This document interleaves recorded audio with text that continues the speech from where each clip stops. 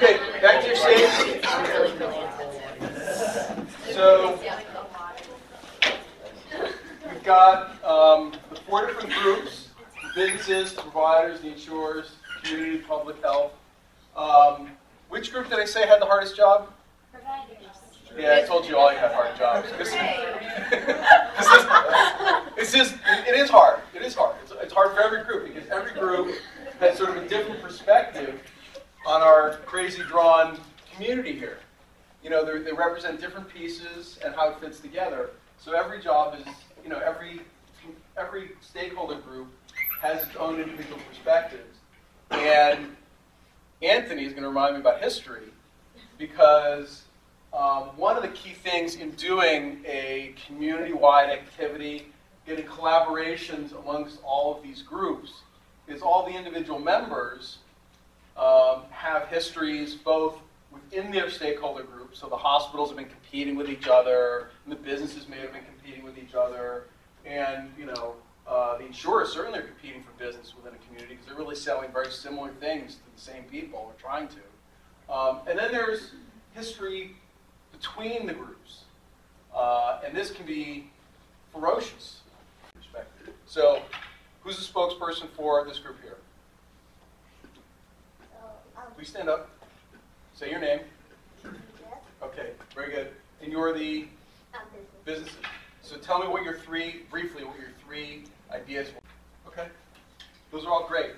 Does anybody see a theme here a little bit? Anybody?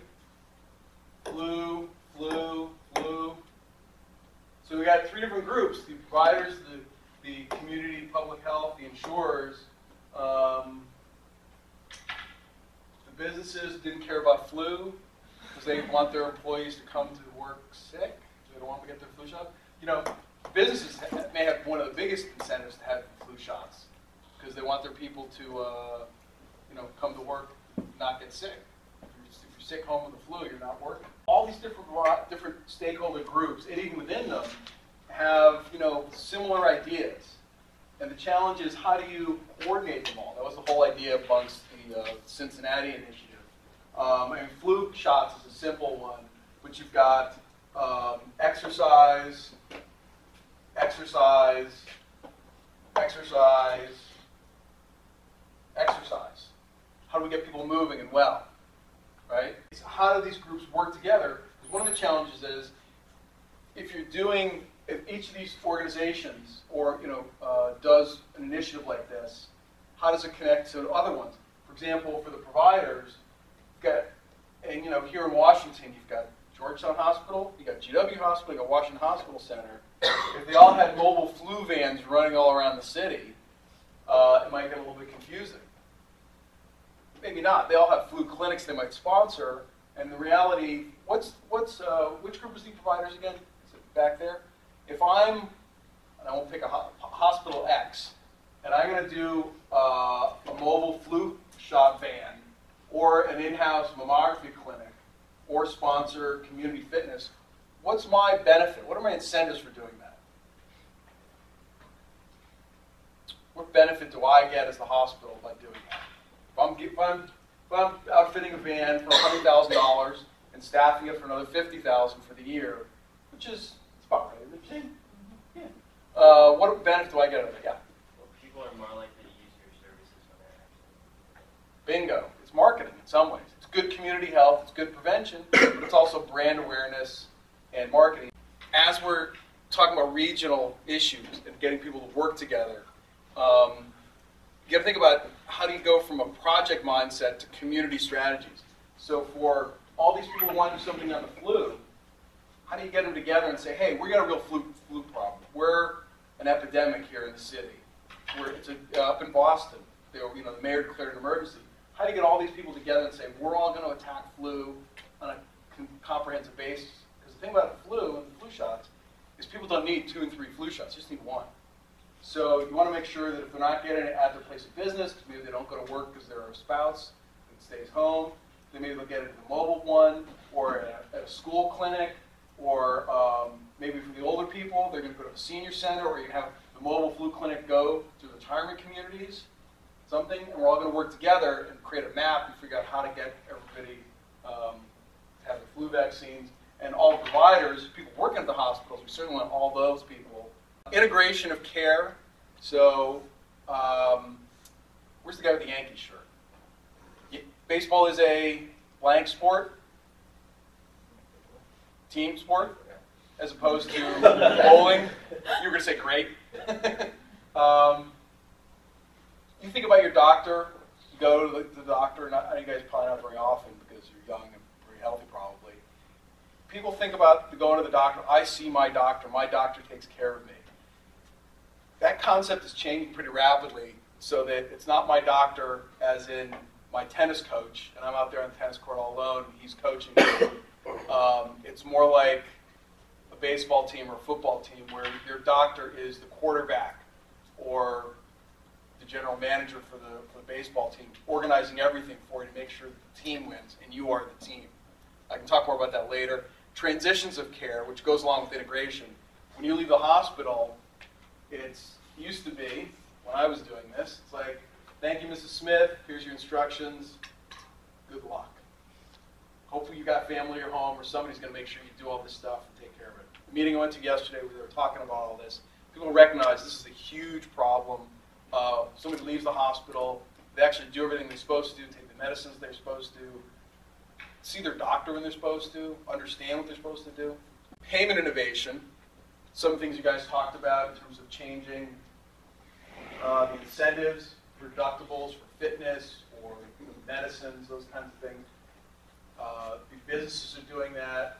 The providers are trying to figure out how to do that within laws, and sort of the community public health is trying to push that as well.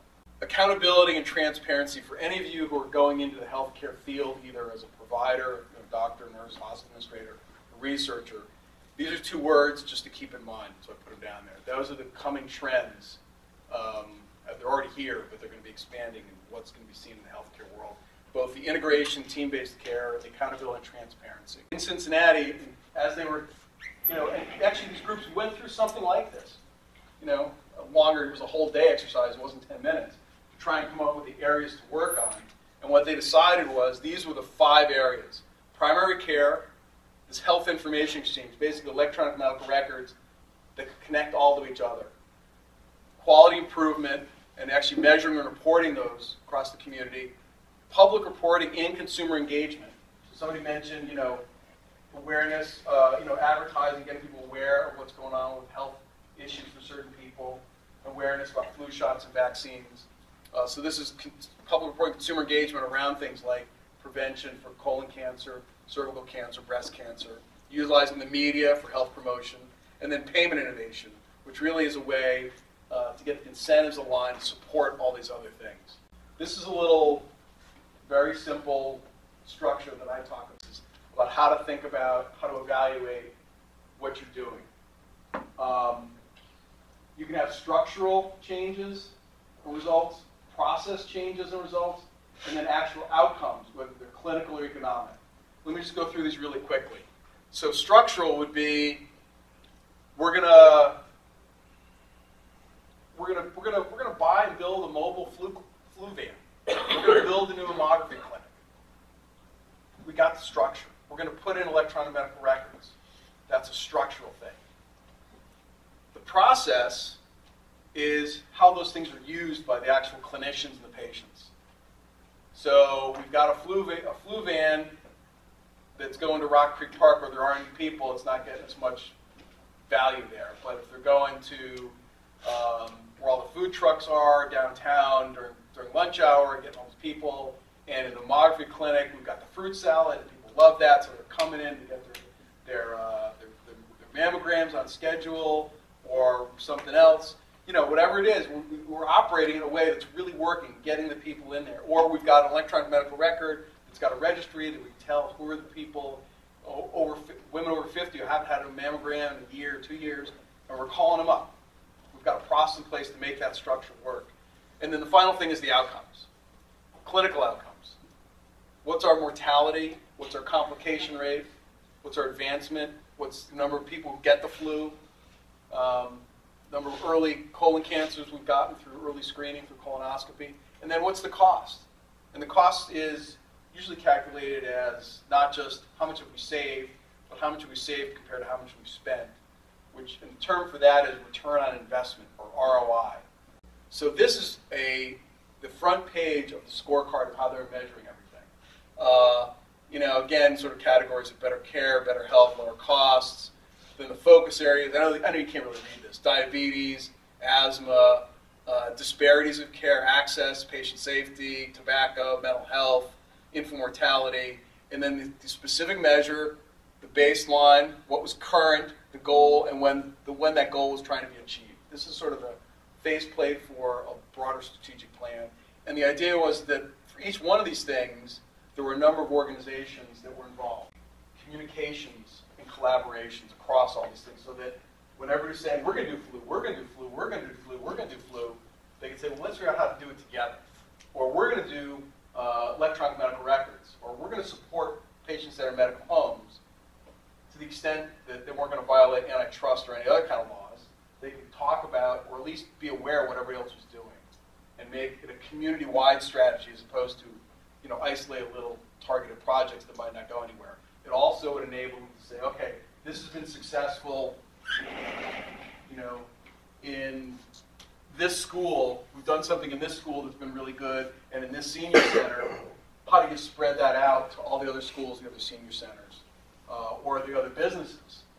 Particularly in a lot of communities, the big businesses have the resources to start stuff, try stuff. How do you get it to the small businesses?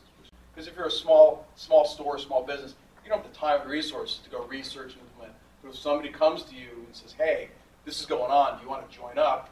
All you have to do is X. Organization's a lot more likely to say yes. What are the challenges about analyzing the success of any of these initiatives?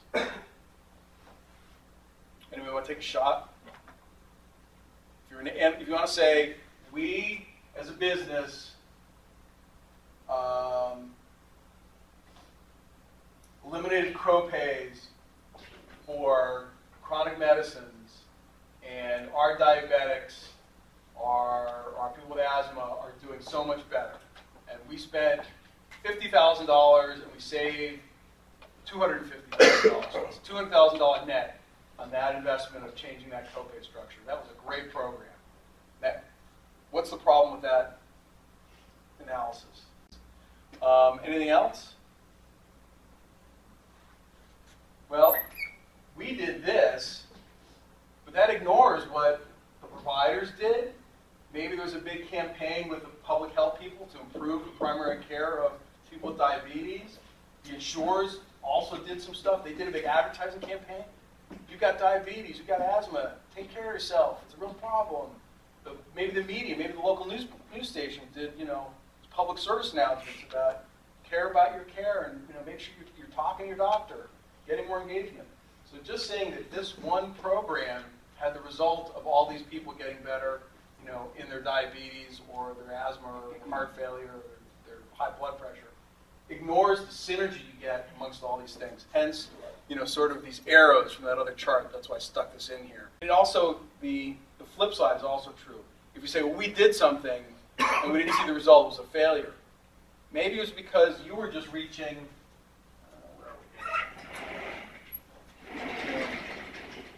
you were just focusing on what was going on in the factory and not what was happening, at the hospital or at the food mart or at the playground.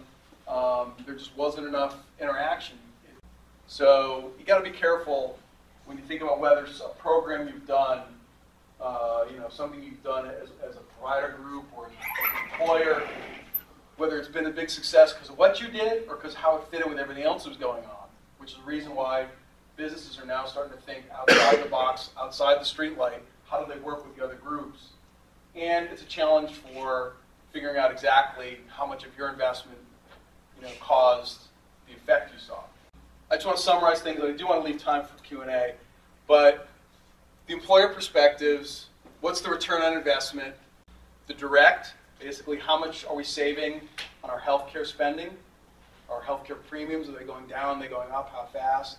We can look at it by specific population. And then there's the indirect, the absenteeism, presenteeism, productivity. You got to focus on specific populations by disease, so diabetes, asthma, high blood pressure, arthritis, cancer, mental illnesses, all sorts of things, because you got to figure out what kind of program is going to help them as a population, and as well as location. So you can try and sort of do a national program if you're a national company, or local, or if you really want to try and get it in the community, you got to figure out who to partner with.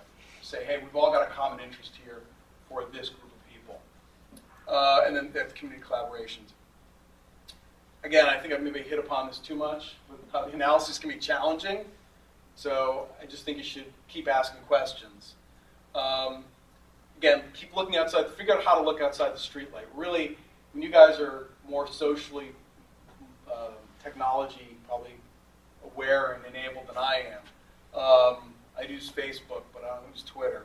So figuring out, there's a lot of new technologies coming along about how to get outside the streetlight, how to build that better flashlight so you can go look around the corner. The current commissioner of FDA did some great stuff when she was the health commissioner for the city of New York City around tuberculosis.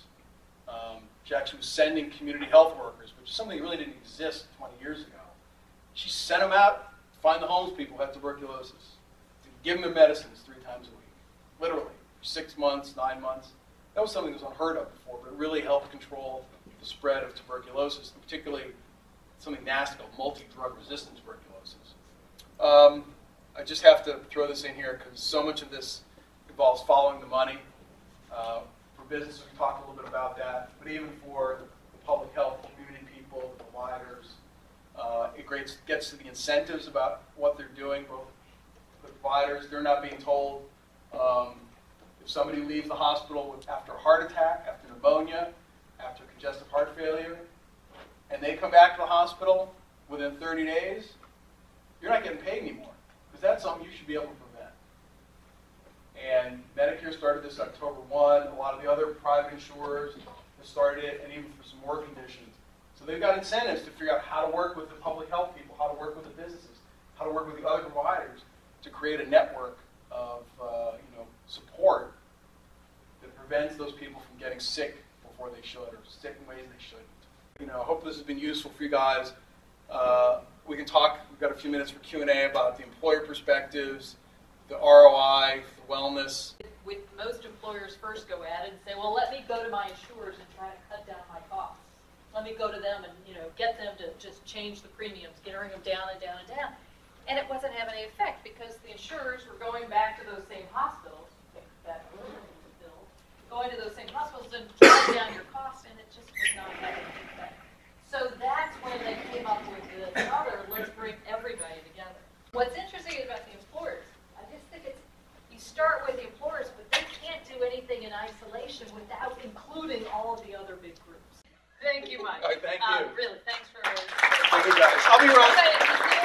ask questions. I'll be around if you have time. That's right. to ask Okay, questions later. so